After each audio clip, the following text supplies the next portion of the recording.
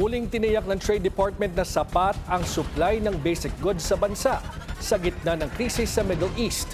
Kasabay nito, nagbabala ang ahensya sa mga mananamantala sa sitwasyon. Narito ang Agenda Weekend Report ni Ches Sulit.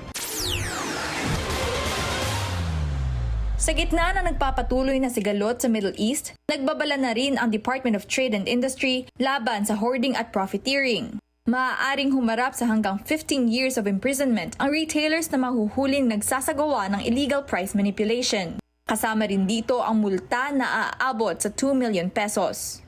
Una na ring sinabi ni Trade Secretary Cristina Roque na may sapat na supply ng basic goods ang bansa na magtatagal ng 2 buwan. Hinihikayat ng DTI ang mga consumer na maging mapagmatsyag sa mga kaso ng pananamantala sa gitna ng sigalot sa Middle East. Maaari daw magsumbong sa mga regional office ng DTI kaugnay nito.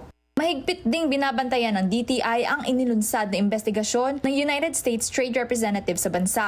Ayon kay Roque, aktibong makikipag-ugnayan ang DTI sa USTR.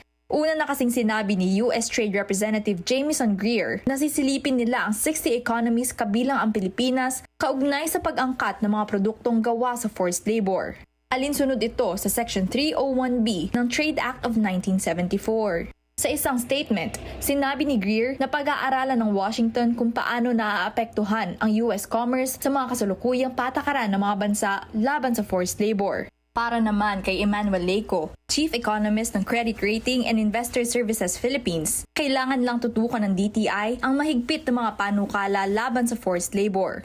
If the U.S. is looking for more rigid regulations and practices, if the Philippines would like to do would like to comply with that, I think it will not be difficult for the Philippines to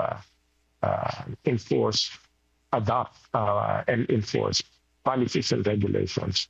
Samantala, record low na naman ang piso sa pagsasarado ng merkado nitong Biyernes. Naitalang pumalo sa 59 pesos at 735 centavos ang halaga ng piso laban sa US dollar. Ayon kay Leyco, nasa negative field ang kasalukuyang trade balance ng bansa. Babala rin niya, mapapasa sa mga consumer ang pagtaas ng presyo ng commodities dulot ng weaker peso. Before, you only need $68 to buy a barrel of oil. Now you need more than 100, so you need more dollars. So the demand for dollar currency is a lot more than before. So I think that is a major factor that is weakening the Philippine peso these days. At dahil sa mas mababang halaga ng piso, posible naman daw tumaas ang antas ng inflation sa mga susunod na buwan. Para sa Agenda Weekend, Ches Sulit, Billionaire News Channel.